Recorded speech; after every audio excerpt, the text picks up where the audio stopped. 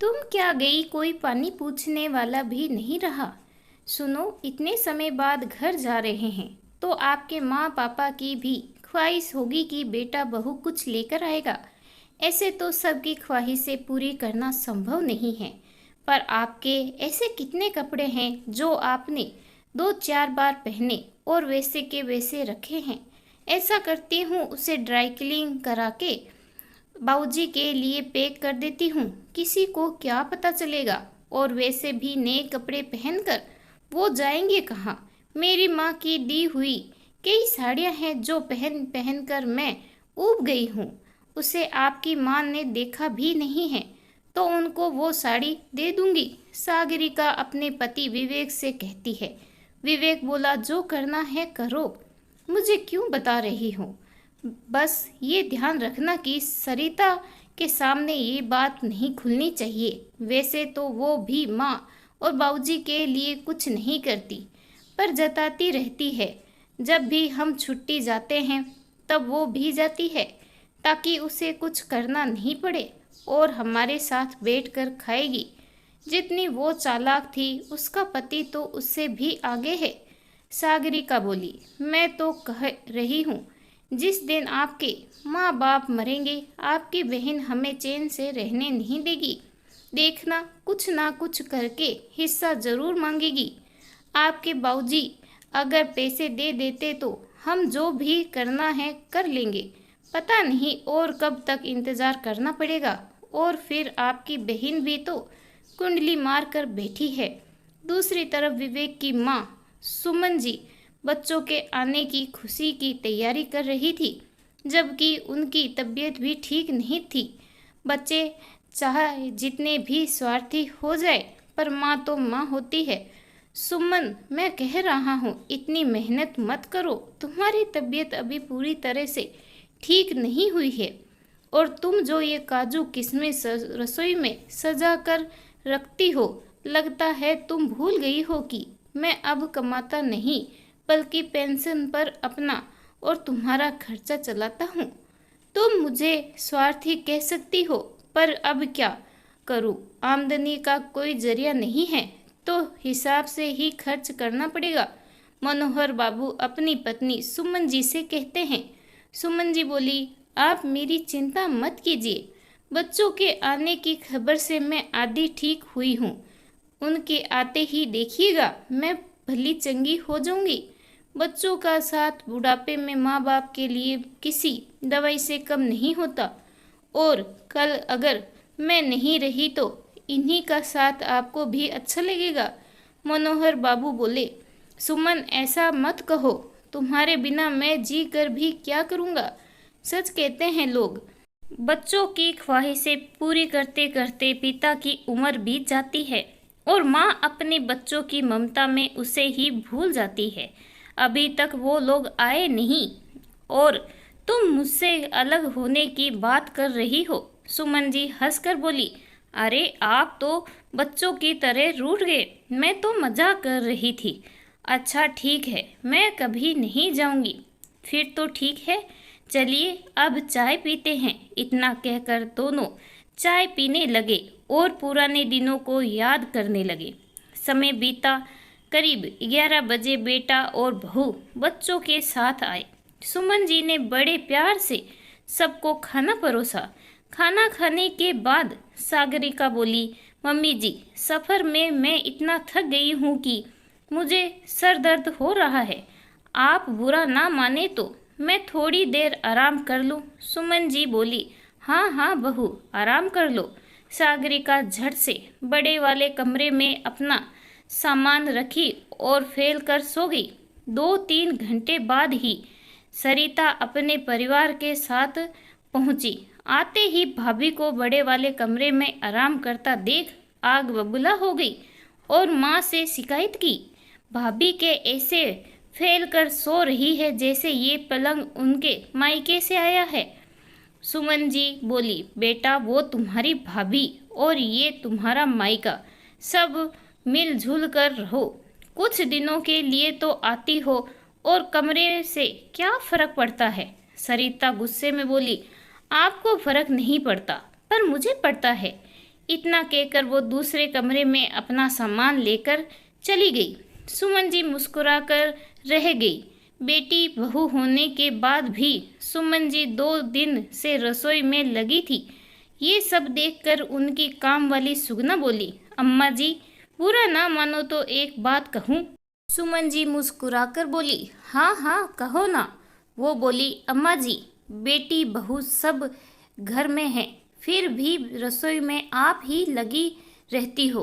क्या उन्हें ये नहीं लगता कि 2 पल के लिए माँ को आराम दे दे? सुमन जी मुस्कुराकर बोली, अरे अपने घर में तो करती ही होगी। माँ और सास के पास थोड़ा आराम मिल जाता है। चल अब जल्दी से आटा लगा दे ताकि मैं रोटी बना दूँ। बीमारी की वजह से उनका शरीर कमज़ोर हो गया था, इसीलिए वो जल्दी थक जाती थी। ये सब देखकर मनोहर बाबू बोले, सुगना को तुम्हारी हालत पर तरस आ रहा है, पर तुम्हें खुद नहीं आ रहा। थोड़ा तो आराम कर लो सुमन, अभी तुम्हारा शरीर कमज़ोर है। सुमन जी मुस्कुराकर बोली, मैं बिल्कुल ठीक हूँ जी। और ये सुगना बेकार में मेरे लिए परेशान हो जाती है और आपको भी परेशान कर देती है। आप जाइए बच्चों को बाहर घुमा कर लाइए, तब तक खाना तैयार हो जाएगा। मनोहर बाबू चुपचाप चले गए। एक रोज मनोहर बाबू विवेक से बोले, तुम्हारी माँ की तबीयत अक्सर खराब हो जाती है। मैं सोच रहा था तुम्हारे शहर ले जाकर अच्छे से इलाज करवा दूँ। आखिर पता तो चले कि आखिर ये इतनी कमजोरी कैसे हो रही है। विवेक सागरिका की तरफ देखा। सागरिका ने इनकार में इशारा किया। विवेक बोला, पापा कहाँ दिल्ली में धक्के खाते रहिएगा। और आपको क्या लगता है दिल्ली में डॉक्टर सस्ते हैं? अरे सरकारी अस्पताल में अगर पैसा कम लगता है तो चक्कर भी बहुत काटने पड़ते हैं। इससे अच्छा तो माँ को सरिता के साथ बेंगलोर क्यों नहीं भेज देते? वहाँ बहुत अच्छे अच्छे डॉक्टर होते हैं। सागरिका झट से बोली, हाँ पापा जी, वैसे भी हम किराए के मकान में रहते हैं, आप लोगों को कितनी दिक्कत हो जाएगी। दीदी ने तो बेंगलोर में अपना बहुत बड़ा मकान ले लिया है। बेहतर होगा कि आप मम्मी जी को वहाँ दिखा दीजिए। और वैसे भी उसे मकान के लिए अपने दीदी को अच्छी खासी रकम भी तो दी थी। तभी सरिता वहाँ आई और बोली, भाभी मुझे क्या मिला इसकी गिनती तो आप बहुत करती हैं, अपना कभी नहीं बताती कि आप जानबूझकर घर नहीं लेती कि ताकि कोई आपके घर आकर रहे।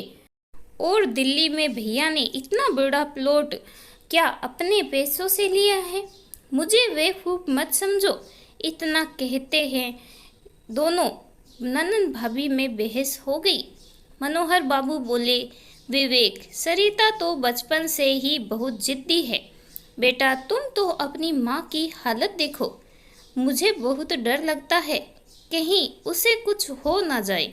विवेक बोला, पापा आप माँ की कुछ ज़्यादा ही चिंता करते हैं। बुढ़ापे का शरीर है, सब तो होता ही रहता है। बहुत रात हो गई है, वैसे भी हमें कल निकलना है। अगली बार आएंगे तो सोचेंगे।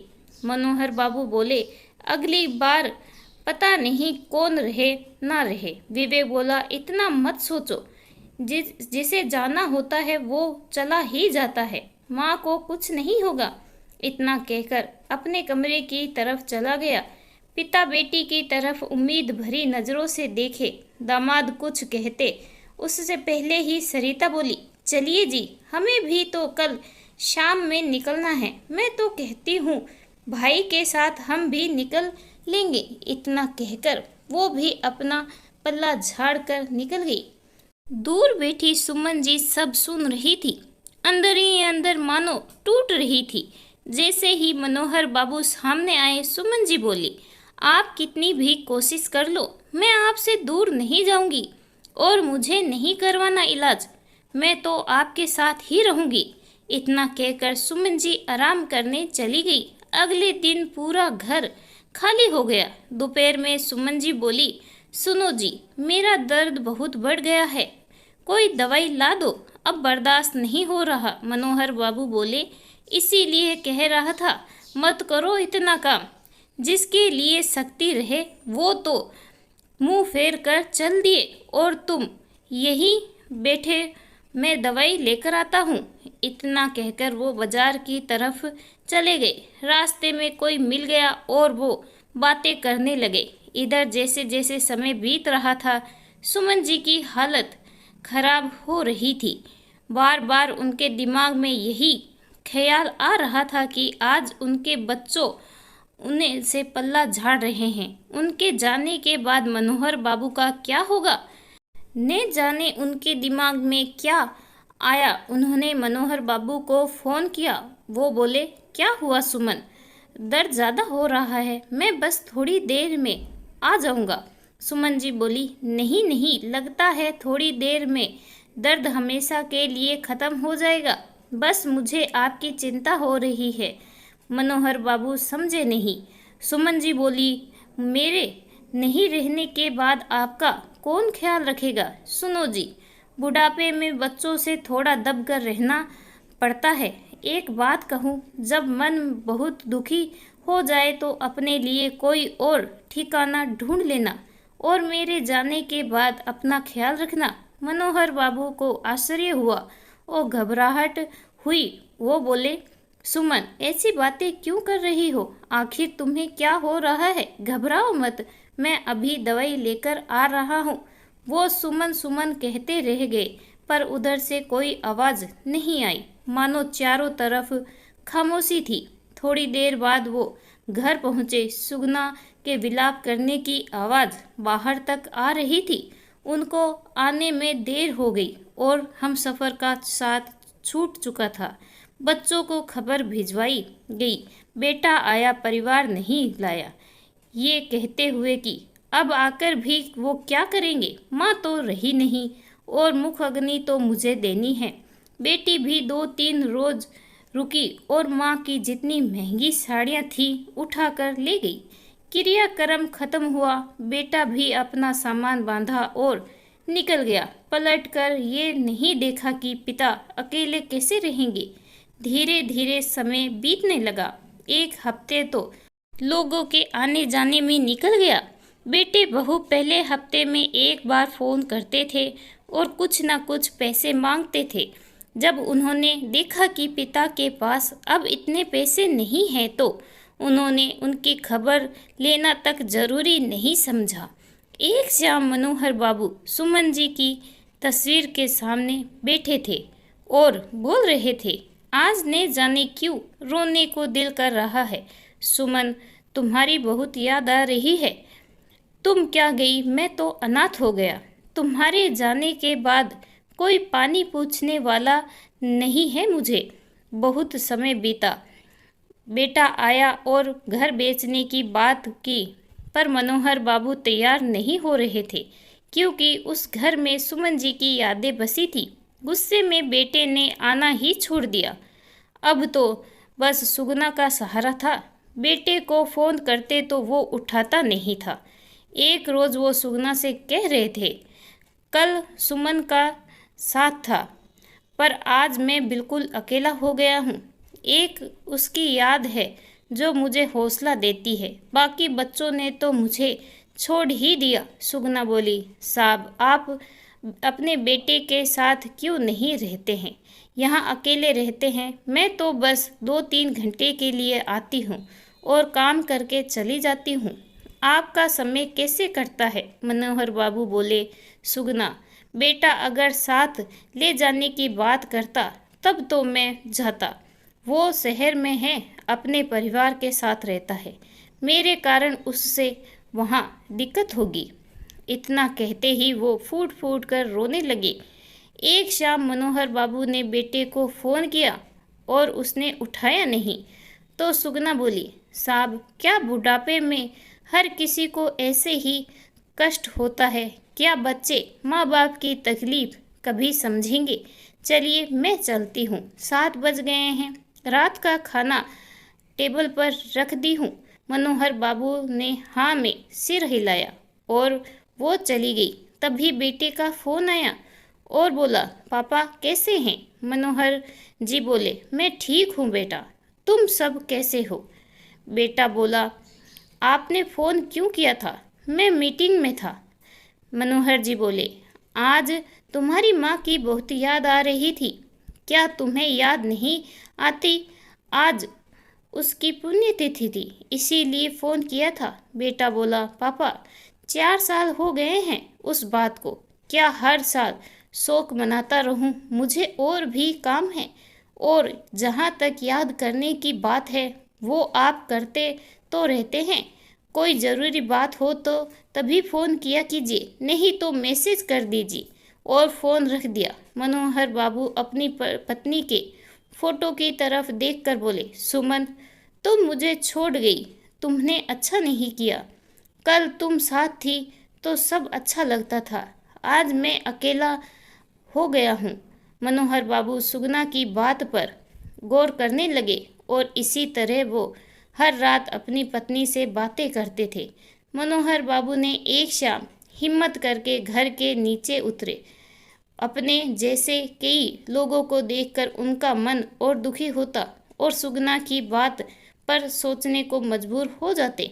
कुछ दिन हुए उनकी तबीयत ठीक नहीं चल रही थी। बेटा बेटी से बात करना चाहते थे तो वो हाल चाल लेकर फ़ोन रख देते थे। एक शाम मनोहर बाबू ने एक कागज़ पर अपनी बची कुची सारी संपत्ति वृद्धाश्रम के नाम लिख दी, ताकि जो तकलीफ उन्हें हो रही है किसी और को ना हो।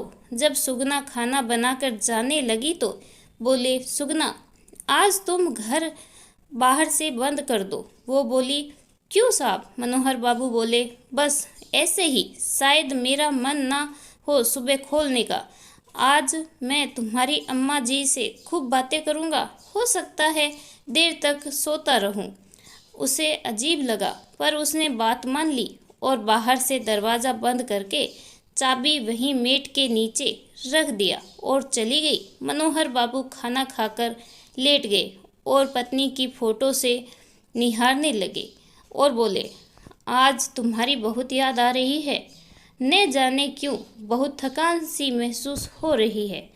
तुम होती तो बोलती, लाइए मैं पैर दबा देती हूँ, मैं सिर दबा देती हूँ, और मुस्कुराते हुए आंखें बंद कर ली। अगली सुबह 8 बजे जब सुगना आई तो उन्होंने दरवाज़ा नहीं खोला, तो उसे याद आया कि साहब बोले थे, तो उसने चाबी निकाली और दरवाज़ा खोला। मनोहर बाबू अपनी पत्नी की तस्वीर को सीने से लगाए सो रहे थे।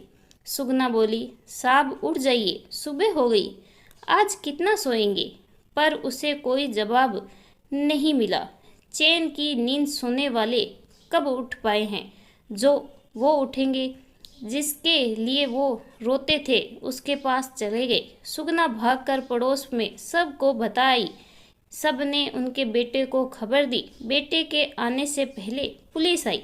पुलिस को उनके टेबल पर एक कागज़ और लिफाफे में कुछ पैसे मिले। बेटा शाम तक आया। पुलिस ने सबके सामने लिफाफा खोला और चिट्ठी पढ़ी, जिसमें लिखा था, सुगना तुमने मेरी बहुत सेवा की है।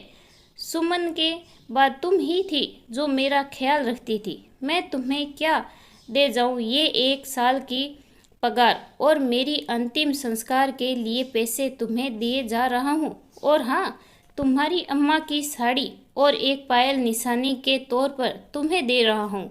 मेरा ये घर और पैसे मैं वृद्धाश्रम के नाम कर रहा हूँ। मेरे बच्चों का ना मुझ पर ना मेरी संपत्ति पर अधिकार है। अगर हो सके तो मेरा अंतिम संस्कार भी तुम ही कर देना। सभी लोगों की नज़र विवेक और सरिता पर गई। वहाँ खड़ी औरतें कहने लगी, जब औलाद ऐसी हो तो भगवान किसी को औलाद ना दे। ये औलाद नहीं, जोंक है जो बस माँ बाप को खून पीती है। मनोहर बाबू की इच्छा अनुसार सब कुछ हुआ। बेटे बेटी के हाथ कुछ ना लगा। सब ने यही कहा, ऊपर वाले की लाठी में आवाज़ नहीं होती। जो उन्होंने अपने माता पिता के साथ किया उनका फल मिलेगा। और आगे चलकर वैसा ही हुआ। मित्रों, हम जब किसी के साथ बुरा करते हैं तो शायद ये सोचते नहीं है कि आगे चलकर हमारे साथ भी कुछ ऐसा ही हो सकता है। अगर अपने आने वाले कल को सुधारना चाहते हैं तो अपनी गलती को सुधारें और उन्हें गले से लगा लें। इस कहानी के बारे में आपकी क्या राय है, कमेंट करके ज़रूर बताइएगा। कहानी अच्छी लगी हो तो प्लीज़ लाइक ज़रूर करें। चैनल पे नए हो, ऐसी कहानियाँ और सुनना चाहते हो तो चैनल को सब्सक्राइब करना बिल्कुल ना भूलें। धन्यवाद।